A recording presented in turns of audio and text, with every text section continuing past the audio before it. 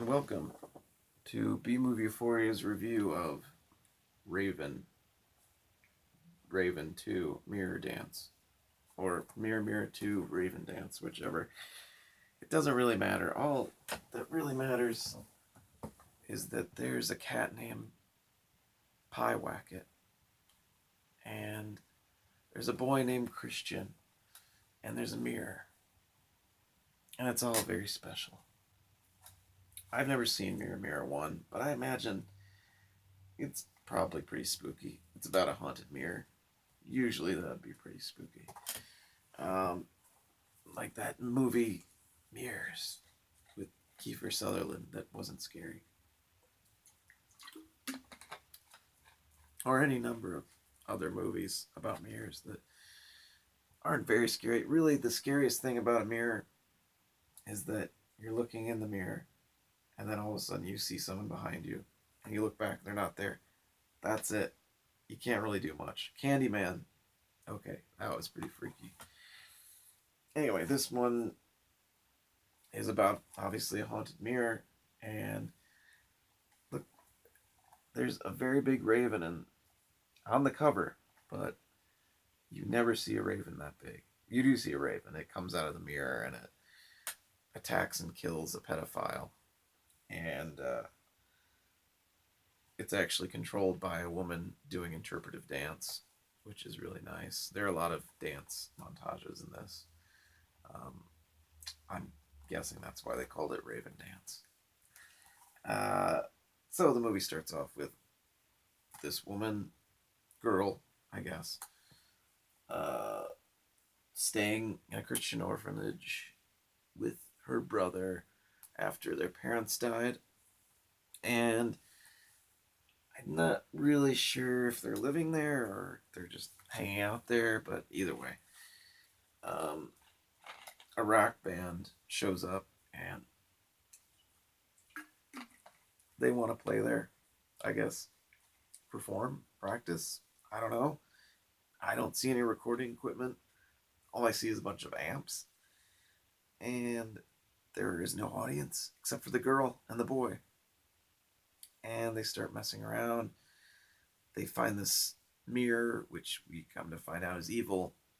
And they take the crucifixes off. And the whole band gets electrocuted. They turn into just burnt skeletons. It's a pretty terrible scene. From there, the girl, pretty much for the rest of the movie, she's in bed because the nuns at the orphanage think that since she saw something so horrible, she should probably stay in bed for a little bit because, it'll get better.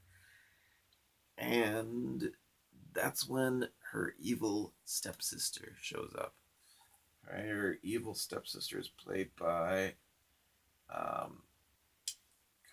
Sally Kellerman, who does a really good job, given that she's given terrible lines. The movie's pretty much written horribly, but she comes in with Roddy McDowall, who is excellent as always, and they start to drive the girl insane by giving her drugs and basically making her freak out so they can get the inheritance that was supposed to go to the evil stepsister, but ended up going to Raven Dance here.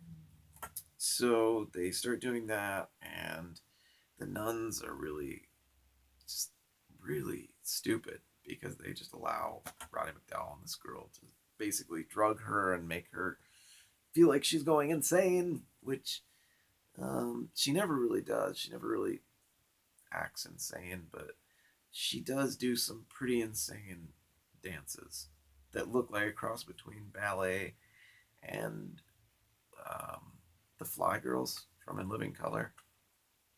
And it's never good. It's never good. It never. The music that goes along with it is almost as bad, but it's not that bad. That's another thing. The director, Jimmy Lifton, writer, director, producer, also did all the music. So if you're wondering who to blame for all the terrible piano music, keyboard, I shouldn't say piano, that's Jimmy Lifton. Anyway, so there's a lot of dance montages and then a lot of um, view from the mirror's point of view, and everybody's kind of evil or stupid, and then Mark Ruffalo shows up.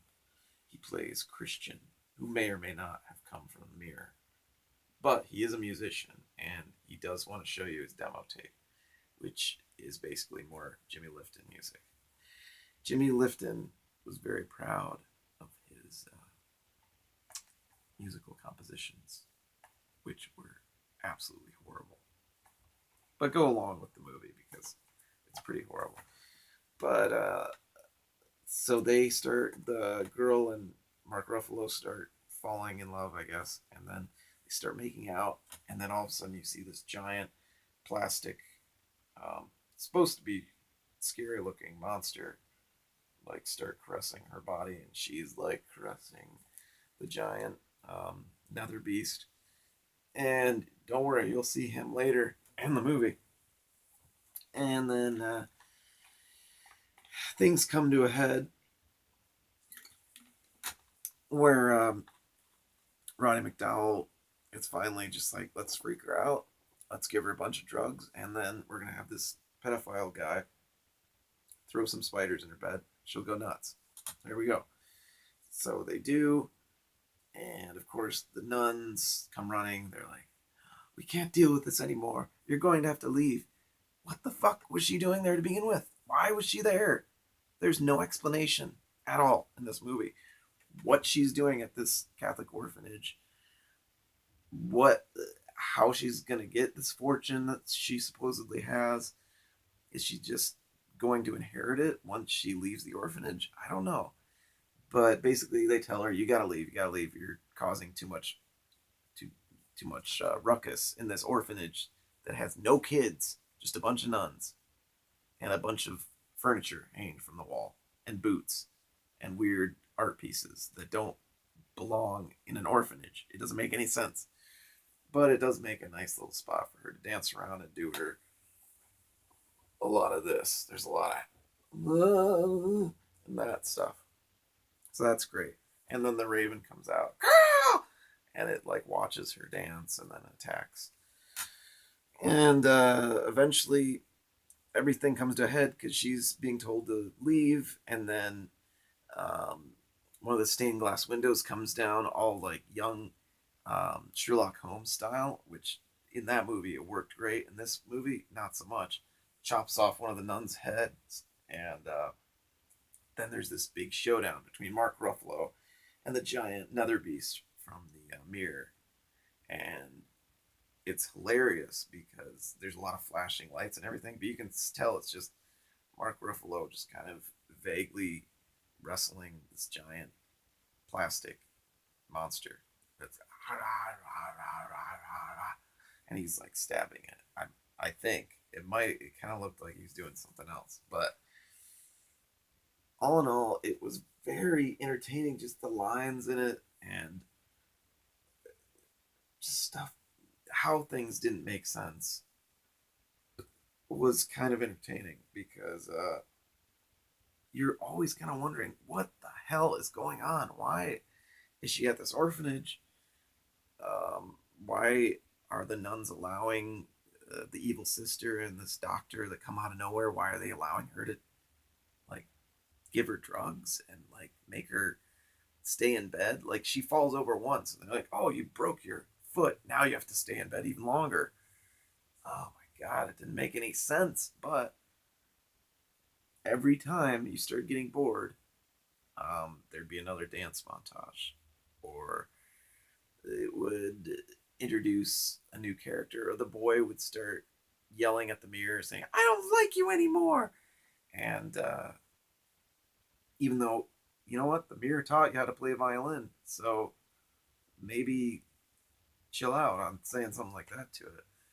But at one point, the weirdest fucking part out about this movie, and there are a lot of weird parts, is when the girl, after she's made out with the giant rubber demon, she starts making out with the mirror, and the mirror starts bleeding, and and she's like licking the blood and rubbing it on her face, and it's so out of place and it makes no sense, but it's in there.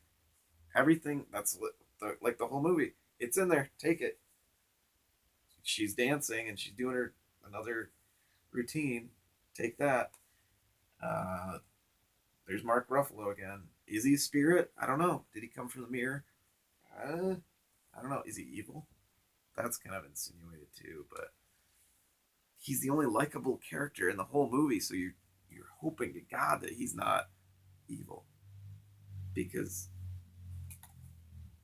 he's so likable. But anyway, Mirror Mirror 2 Raven Dance. There are apparently 4 mirror mirrors. The first one I've heard is pretty good. The second one, right here. The third one is called Mirror Mirror 3 The Voyeur. And then the last one is called Mirror Mirror 4 The Reflection. And apparently you can get the whole set. You get them all. And I only have this one. So I got some buying to do. I don't think so. I don't know if I'm going to get the rest. I am interested to see the rest because it seems like they progressively got worse and worse. And then it just turned into softcore with Billy Drago. And but Mark Ruffalo is in the next one. So maybe that one at least is worth checking out. So far, this one's entertaining. I'll probably watch it again.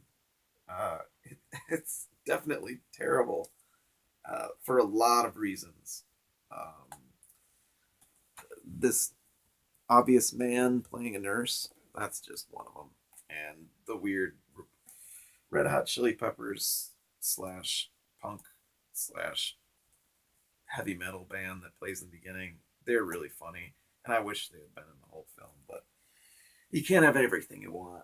And this movie had some things I want, like Roddy McDowall being weird and creepy, and William Sanderson being weird and creepy, and Sally Kellerman and Veronica Cartwright, sorry, they were really good too. Tracy Wells was not. She was awful, and she was the star of the movie. So, I mean, you take what you can get. Anyway, that's my review. I think you should check it out. The whole movie is on YouTube right now, and I'll leave a link for it.